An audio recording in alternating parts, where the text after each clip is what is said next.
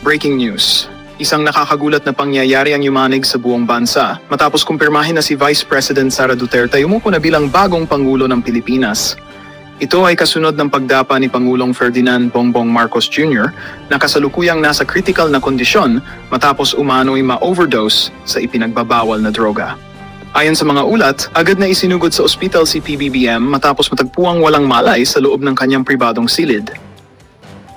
Habang patuloy ang gamutan, isinagawa naman ang agarang pag-upo ni VP Sara, alinsunod sa linya ng succession sa gobyerno.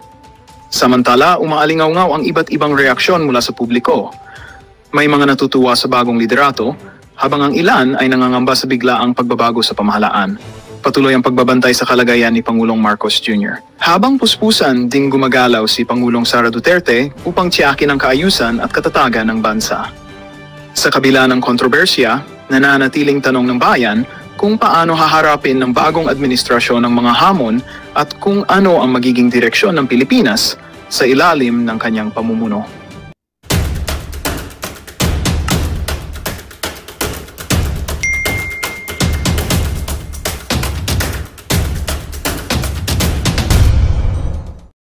Sabi sa akin nung aming kasambahay, Kuya, bakit nila pinapakilaman ang aming pera? Sa amin ang PhilHealth. Kanino ba talaga ang PhilHealth?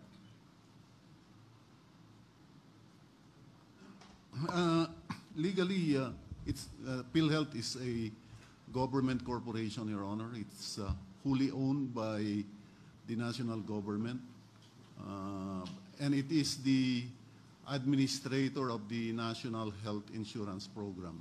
So, as the administrator of the National Health Insurance Program, it received premiums from members of PhilHealth. And there are two types of members of PhilHealth. We have the direct contributors and we have the indirect contributors, Your Honors. The direct contributors are the people like us, employed and paying our premium directly to PhilHealth. The indirect contributors are those whose premiums are paid by the government. Si Atty. Masura, kung pwede sana Tagalog din ang pagsagot mo. I will try, Your Honor, but I wish it were Ilocano. Would you need an interpreter? No, Your Honor. We are willing to provide. Ilocanoin mo. Sige po. So, ang may-ari po ng PhilHealth is the national, as a government corporation, is the national government po. Ngayon, yung PhilHealth, at the same time, ang function niya, main function, is the administrator of the National Health Insurance Program. Yung National Health Insurance Program po natin ay parang bayanihan. Kasi dito po, yung mga healthy, tumutulong sila sa gastos ng mga may sakit. At yung mga mas may kaya sa buhay, tumutulong din sa pag-alaga ng mga hindi maka-afford ng healthcare po. Ganon. So, ang ginagamit ng PhilHealth para po gampanan yung task po na yan ay yung premiums na natatanggap po from direct contributors at yung natatanggap na premium from the government for ang tinatawag mga indirect contributors po. Yung mga walang trabaho, senior citizens, persons with disability, may mga kapansanan, ganun po. Kaya ano ngayon ang component ng pondo ng PhilHealth? Unang-una siguro, kung hindi ako nagkakamali, yung direct contribution ng mga miyembro. Yes. Pangalawa ay yung indirect contributions. Saan nanggagaling ang indirect contributions? Yung payments po para dun sa mga tinatawag na indirect members, nanggagaling po sa national government given through the General Appropriations Act po. Doon po sa General Appropriations Act, may provision. Actually, tinignan ko po yung General Appropriations Act nung 2021, 2022, 2023, 2024. Pare-pareho po sila. Merong provisions po doon, subsidy for the National Health Insurance Program. doon po nakalagay yung premium payments po ng mga tinatawag na indirect contributors. At ang pangatlo, yung sin tax, di po ba? Actually po, yung sin tax, doon po kinukuha ng national government yung ina-appropriate under the GAA So, section. yung indirect contributions nanggagaling sa sin tax, portion of sin tax. Yes po. Yun ba maliwanag? Yes po. So, hindi pala tatlo ang component ng PhilHealth Fund. Kasi Hindi yung direct contributions, indirect contributions at sin tax, kundi dalawa lang. Yung direct contributions coming from, na nanggagaling sa mga membro at yung subsidiya ng gobyerno para sa mga mahihirap, para sa mga elderly, na ito naman ay kinukuha sa sin tax. Ganun po ba? Opo. Yung pong Section 37 po ng Universal Healthcare Act, ang nakasabi po doon, na para doon sa implementation po ng Universal Healthcare, nilagay po doon yung sources of revenues.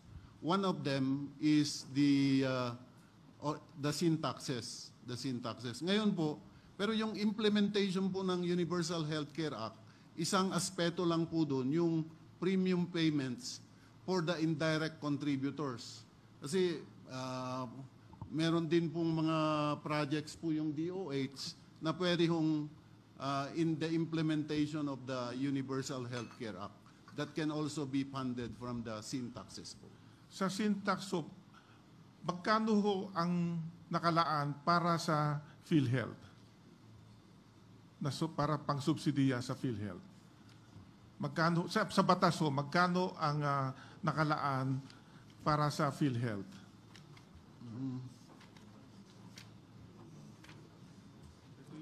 This is yung accumulated po from Accumulated. Well, ang nakalagay po dito, is the total incremental sin tax collections po, as provided in the sin tax reform law. And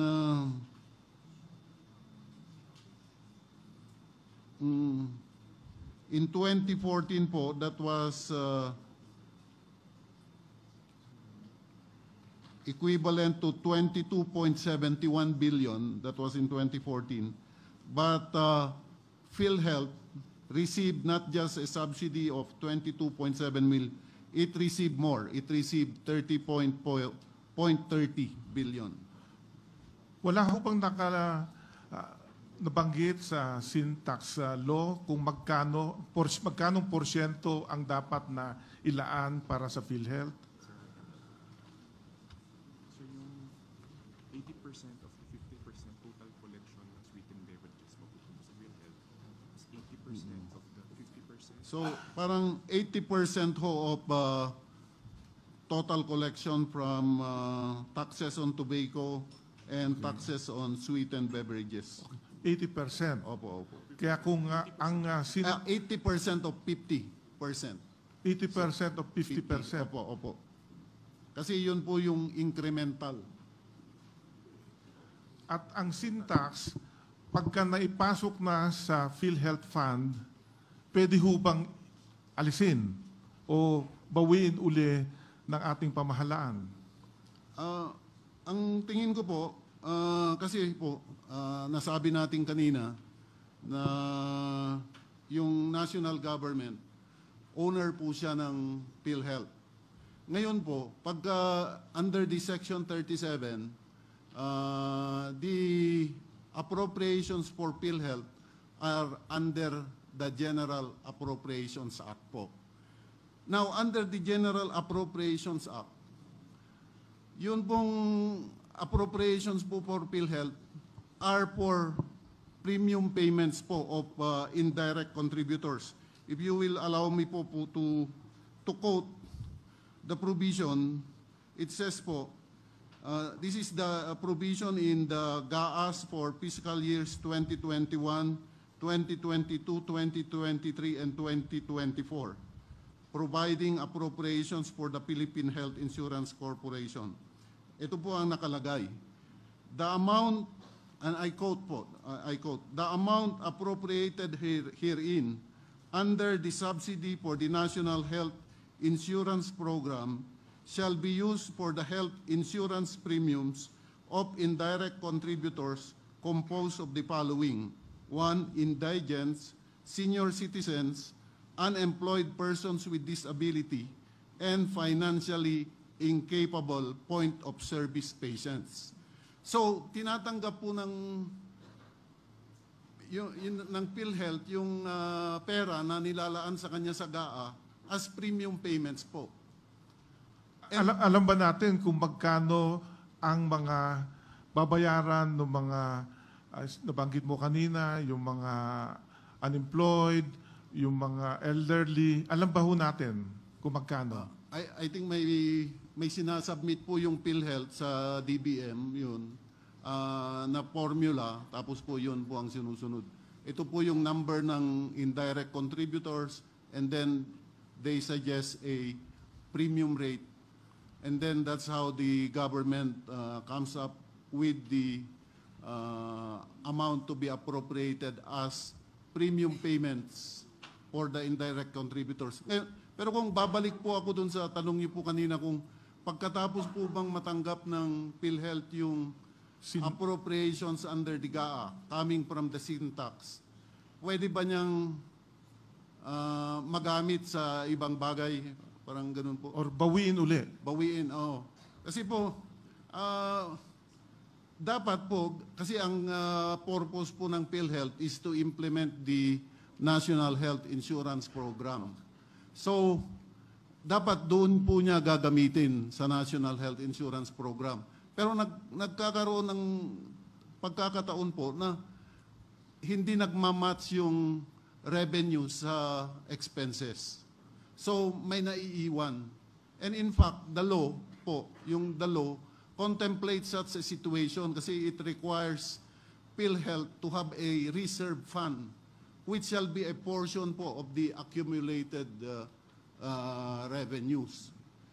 So what I'm saying po is, actually, since the GAA provide that the GAAs provide that the amounts appropriated for PhilHealth are appropriated as premium payments of indirect contributors, the moment that PhilHealth po receives those premium payments, those amounts appropriated as premium payments, those appropriated amounts have served their purpose. You know, your explanation is contrary to what is stated. Very simple English in paragraph B. Now, let's go to, okay. Your Honor, may I add something to please. the discussion?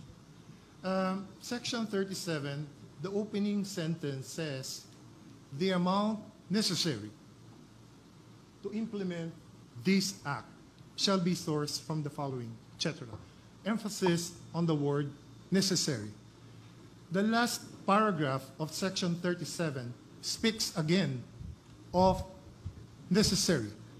Could we have it flashed likewise, Your Honor? The last paragraph, I understand, of Section 37.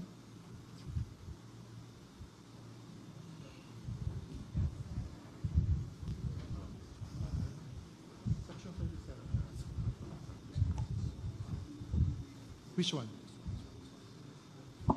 Your Honor, Section 37, last paragraph, the amount necessary to implement the provisions of this act shall be included in the GAA and shall be appropriated under the DOH and national government subsidy to PhilHealth.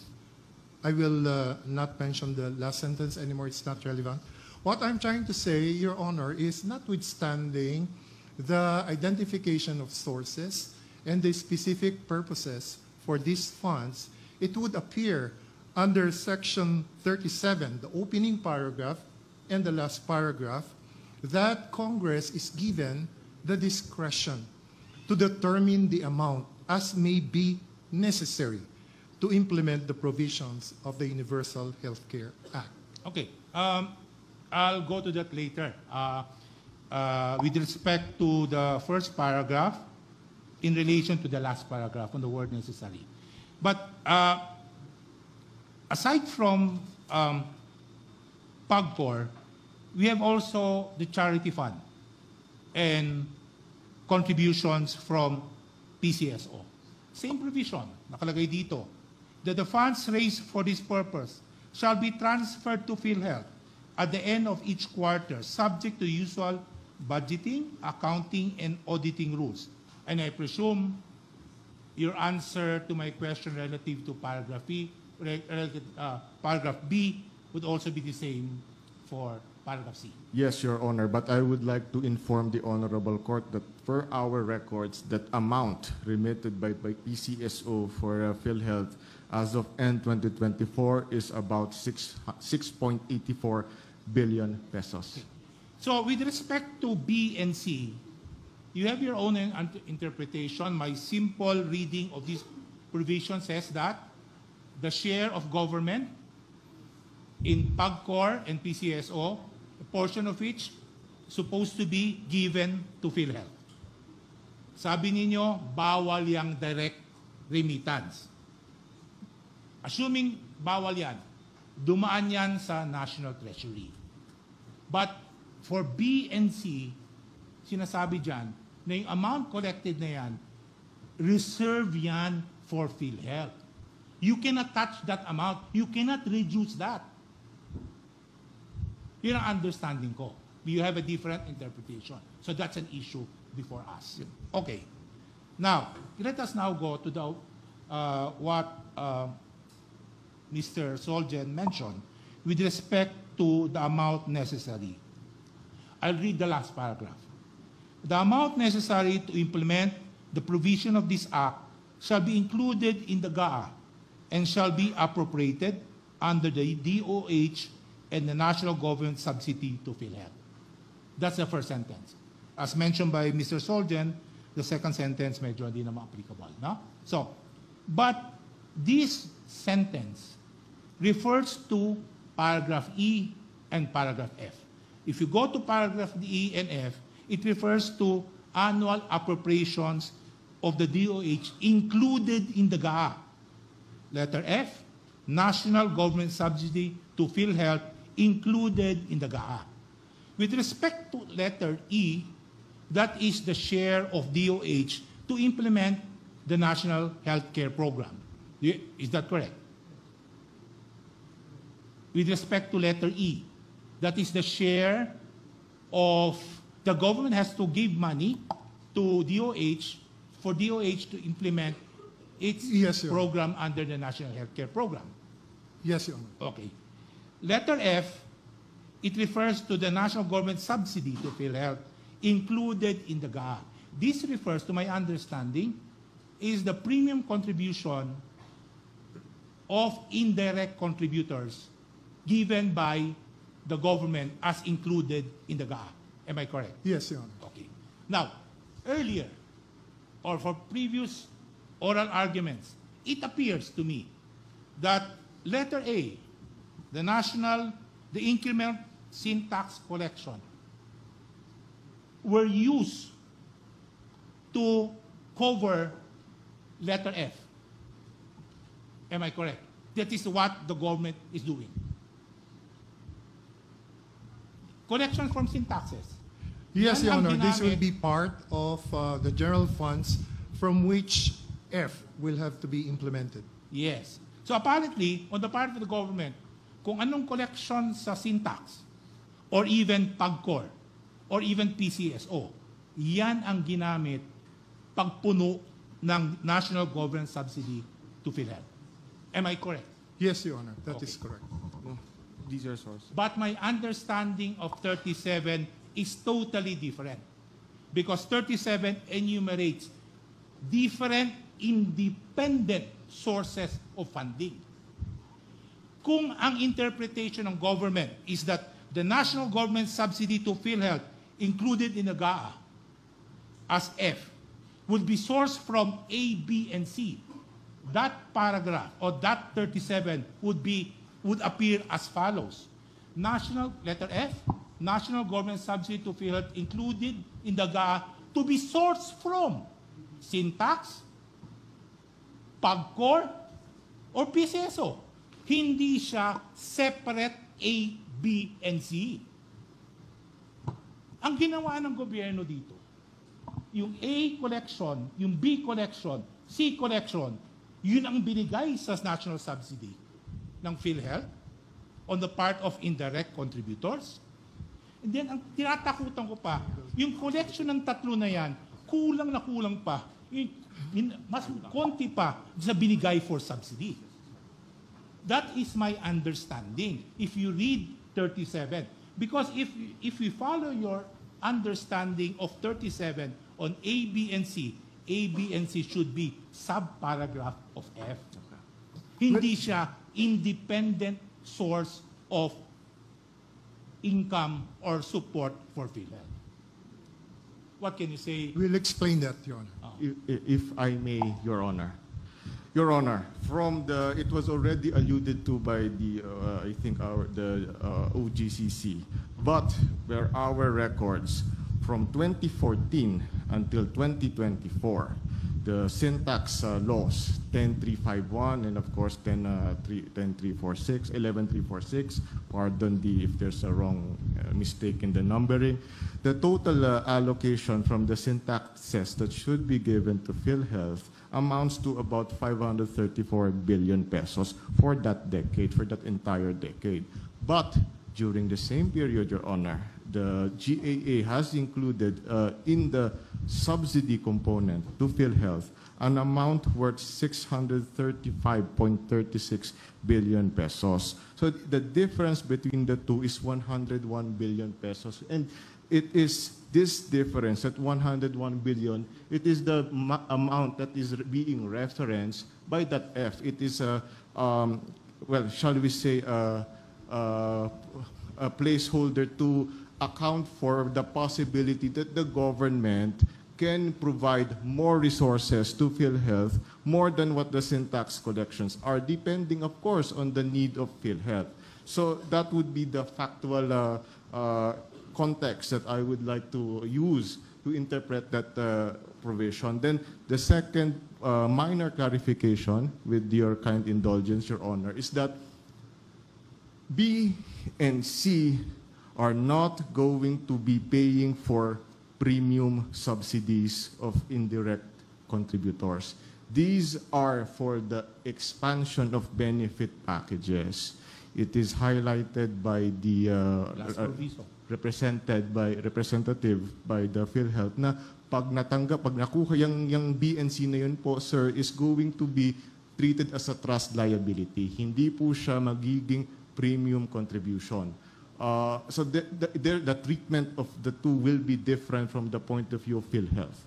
Okay. Thank you, Your Honor. Now, so you're saying, with respect to A, the collections from A, the syntax law, what the government is doing is that the collection here in respect to A is the one that will be given in F. No, Your Honor, it will be part of the amounts given under F. Yes. So Yes. whatever is the subsidy of government to PhilHealth to answer for the indirect contributors, ang pera na yan, galing yan sa A. Yan ang sinasabi mo. Galing po sa A plus other resources Plus other. of government. Probably Yes. the bulk will be coming from A. Now, however, what I'm saying is that A is independent of F. Because Section 37 enumerates the sources. If A should be used to fill up F, A should be a subparagraph of F. That is how English should be made or crafted. Di ba? Ganun lang kasimple yan eh. Oh, now, with respect to B and C, may collection dyan sa PAGCOR, may collection dyan sa PCSO. Nasaan na yan? Was it remitted to PhilHealth? The total amount remitted to PhilHealth from the National or General Fund? It is with the Treasury, Your Honor. Only 41 billion pesos has been included So precisely. in the GAA. So what you're saying, nag-collect kayo sa PAGCOR, nag-collect kayo sa PCSO, Yes, a portion was remitted to PhilHealth, but not the total amount, because B and C is very clear in saying that the funds raised for this purpose, PCSO, PAGCOR, Charity Fund, shall be transferred to PhilHealth at the end of each quarter, subject to the usual budgeting, accounting, and auditing rules. My understanding of usual budgeting, accounting, and auditing rules does not include reducing the amount. It may refer to creating a ledger, a journal, whatever it is, but does not include the power to reduce the amount collected from PAGCOR or even PCSO. Do you agree with me? Yes, Your Honor. And So therefore, I would like to highlight that there is no reduction in the allocations going, set aside for PhilHealth under those collections. Whatever happens, 85 billion is still 85 billion. Whatever happens, 6.8 billion is still 6.8 billion. What is at issue here is the timing with which those funds will be given. no, the timing is stated here, at the end of each quarter. That's the directive there. So that it should be a regular thing from the national government to transfer it to PhilHealth. So, I would like to know from PhilHealth, natatanggap ba niyo yung pera from PAGCOR? Natatanggap ba niyo yung pera from PCSO? Now, very clear from B and C here that you should receive this quarterly to help increase benefit packages. Natatanggap ba nila? No, because it's also So therefore, to GAA. if they do not receive this, as you had admitted, my interpretation here, this was violated. Hindi kayo nagbigay ng pera sa PhilHealth galing sa PAGCOR or galing sa Charity Fund. And magandang balita ang hatid namin sa inyo ngayong araw. Sa pagtatapos ng aming balitaan, nagbigay kami ng mga mahalagang impormasyon. Maraming salamat sa pagtutok at pagsuporta sa aming programa. Huwag kalimutang manatili sa mga susunod na araw para sa mga bagong balita at mga kwento na dapat nating abangan. Mula sa Boses ng Masa, magandang araw, Pilipinas!